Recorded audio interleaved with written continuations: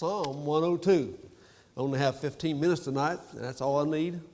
I just want to get a thought in your mind tonight. I love Wednesday night. Sometimes I have 30 minutes, sometimes I have 20, sometimes 15 or 10. It doesn't matter. It's prayer meeting night, and I love what I've felt in my heart here tonight, what I've heard. I'm leaving here encouraged tonight if we went home right now. But I want to put a thought in your mind tonight about this psalm. This Psalm 102, we don't know exactly who composed this psalm.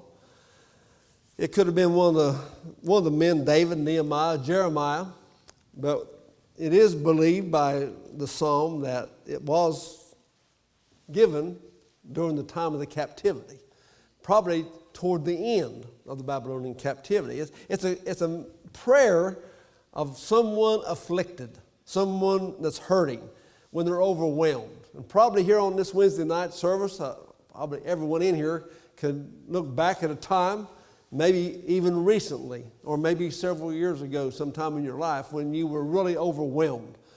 I don't mean just upset or aggravated or frustrated or going through having a bad day. I'm talking about overwhelmed, where it was a trial of affliction like you've never been in before. And you didn't really know what the outcome was going to be. I'm talking about a real trial, not just a glitch, but something that you struggle with. We've all been there. But in this psalm, and I would like to read more of it, I don't have a lot of time to do that, but just to kind of set the text tonight, I want to read a few verses. Think about this tonight. This is probably near the end of the Babylonian captivity. It doesn't matter if it was or not, but that's kind of the setting that many people believe this was written in by what was said, and we won't have time to dissect the whole psalm, of course, but listen to this, Psalm 102. Hear my prayer, O Lord, and let my cry come unto thee. Hide not thy face from me in the day when I am in trouble. Incline thine ear unto me in the day when I shall call. Answer me speedily. For my days are consumed like smoke, and my bones are burned as the hearth. My heart is smitten and withered like grass, so that I forget to eat my bread. By reason of the voice of my groaning, and my bones cleave to my skin. I am like a pelican of the wilderness. I am like an owl of the desert. I watch and am as a sparrow alone on the housetop. My enemies reproach me all day, and they that are mad against me are sworn against me. For I have eaten ashes like bread, and mingled my drink with weeping, because of thine indignation and thy wrath. For thou hast lifted me up and cast me down. My days are like a shadow that declineth, and I'm withered like grass. But thou, O Lord, shalt endure forever, and thy remembrance unto all generations. Thou shalt arise and have mercy upon Zion, for the time to favor her. Yea, the set time is come. For thy servants take pleasure in their stones, and favor the dust thereof. So the heathen shall fear the name of the Lord, and all the kings of the earth thy glory. When the Lord shall build up Zion, he shall appear in his glory. He will regard the prayer of the destitute, and not despise their prayer. This shall be written for the generation to come, and the people which shall be created shall praise the Lord. This far in the psalm, the prophet who wrote this psalm, he looked at his situation, and it was tough. His environment was wrong. He was in the wrong place. You know, he made it very clear. He said, I'm like a pelican in the wilderness. He was in the wrong place. He was struggling. His endurance was almost gone. He said, I'm withered like the grass. My skin's cleaving to my bones. He had went about as far as he could go. We like to say sometimes I was at the end of my rope. He had went about as far as he could go. His enemy was strong. And there was no doubt he was under oppression here and suffering because of those who were mad at him, those that were his enemies, those who were persecuting him. He was going through a strong struggle. In other words, his distress here is very obvious. And I think tonight as we read this psalm, and we won't have time to study it, but as we read it and think about it, it'll help us to see when we go through a trial like this, and we all probably have at some point. If not, it could be coming. I'm talking about a real trial. Then there's hope. There's hope, and that's what he points out in verse 19, the next verse. He said, he looked down from the height of his sanctuary from heaven. Did the Lord behold the earth to hear the groaning of the prisoner, to loose those that are appointed to death, to declare the name of the Lord in Zion and his praise in Jerusalem. He saw hope. Even in this distress he was going through, in his sense of desperation, he was able to see some things about God that got him through.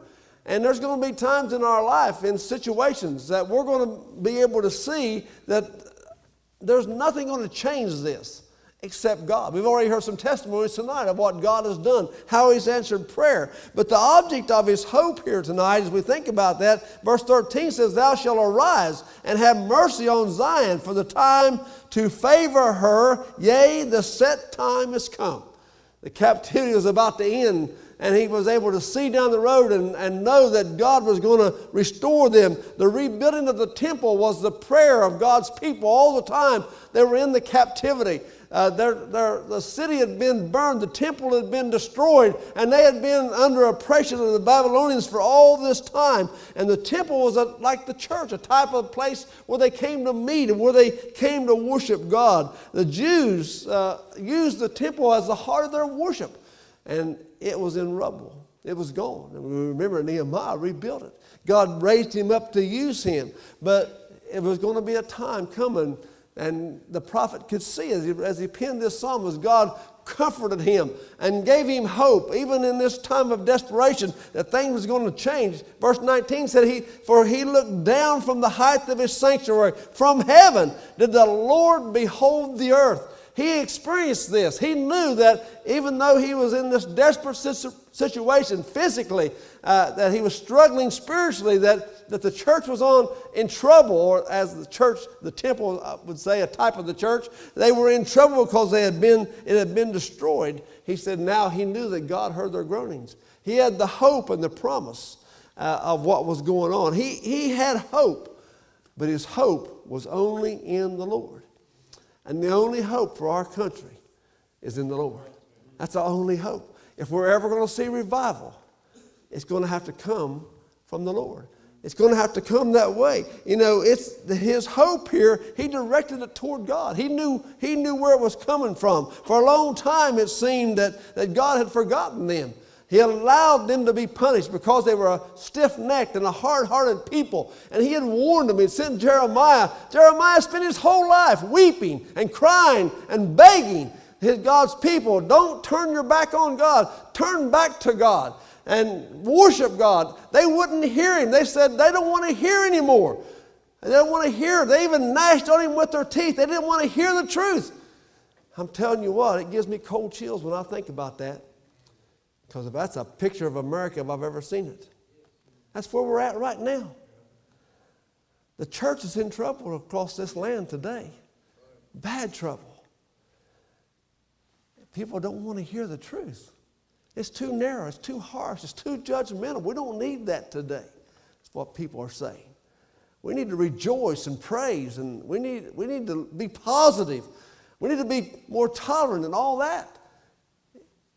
And people don't want to hear the message like Jeremiah had, turn back to God. But that's what we need, and that's the only thing that's going to be revival. But I believe it's going to happen. I still believe God's going to send revival. I don't know that. I'm not a prophet, and many people have already said it's not going to happen. It's too late. The country's too far gone, but it's never too late for God. God's always on time. And I think we're going to see a revival sweep this land one day. We're just not desperate enough yet. It's pretty sad the shape we're in, but desperation hasn't set in. And when our hope in others fail, we can always put our hope in God.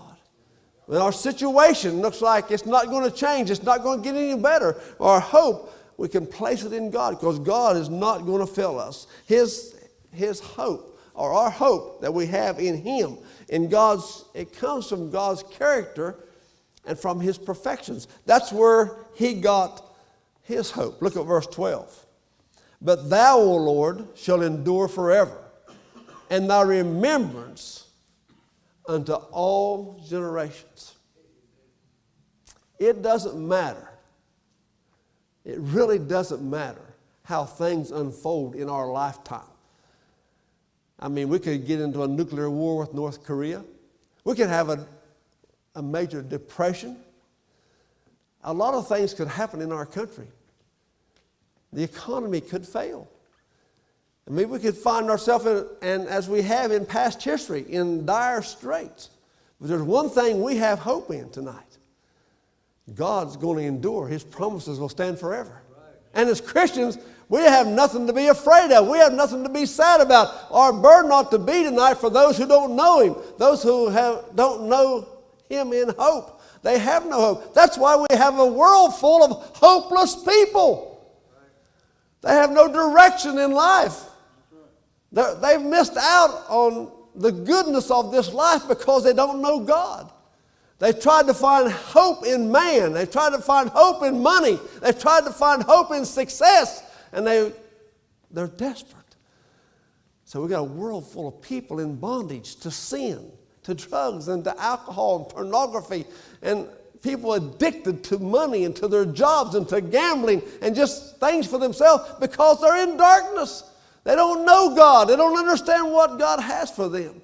But as a child of God tonight, we have hope. Our hope is in Him. This world is not our home. And what we're going through here is very temporary. It's just a few days and full of trouble, but our hope is in Him. So it doesn't matter how bad it gets here, like this psalmist, whoever he was able to see outside the Babylonian captivity. He was able to see beyond this present trouble and see that God's looking down from heaven. The Lord shall endure forever. He was able to see that and understand it. You know, man is always changing.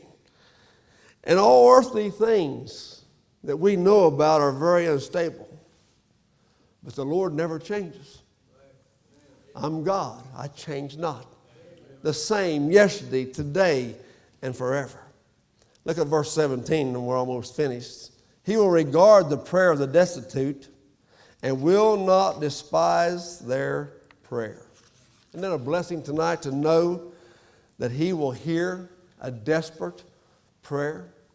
When we cry out to Him and we're hurting, we're broken, we're suffering, nobody understands and nobody cares, He does. Amen. He does. He knows our needs. He knows our prayer. And when we become entirely destitute and surrender ourselves to Him, then we can get a hold of God and get hope.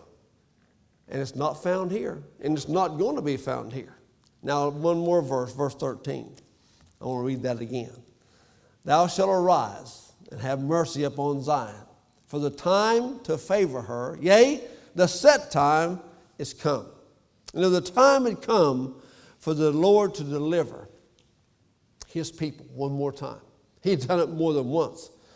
But He knew that it was time, that mercy was going to come once again. You know, these verses show us how brief man's life are, how brief our life really is. And as he reads through this, down in verse 22, he said, when the people are gathered in the kingdoms to serve the Lord, He weakeneth my strength in the way, and He shorteneth my days. I said, O God, take me not away in the midst of my days. Thy years are throughout all generations. God is from generation to generation. He never changes, but our life is very brief. It's like a vapor that appears for a while and vanishes away. The psalm said, don't take me out in the midst of my days. He was looking for God to deliver him and his people. So, you know, when we have this increased love and desire for God, to want to visit with Him and to fellowship with Him, and for Him to hear our prayer and to answer our prayer, it draws us unto Him. God doesn't change. He doesn't move. He's always the same. If there's a problem going on in our spiritual life, it's always with us. God doesn't change. He doesn't move. He's waiting on us to come back where we need to be. And I'm thankful tonight that, just like this psalmist, we can see there's times that we feel the same way, no doubt. You know, he was in a place of the enemy. He was in a place that he didn't belong.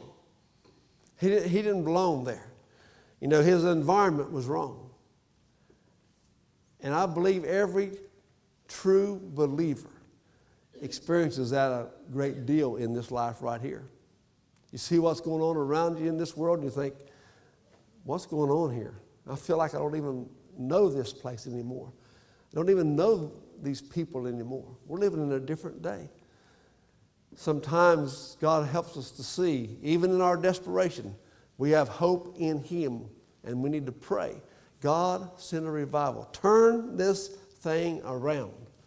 And I believe one day He will. And I'm like this psalmist, whoever he was, in a desperate situation. When people are in deep desperation and they'll call out to God, He'll hear us. Call unto me, and I'll answer thee, show you great and mighty things that thou knowest not. There's a lot of things we don't know, and we need to cry out and ask Him, God, help us. God, show us. Thank God for His promises.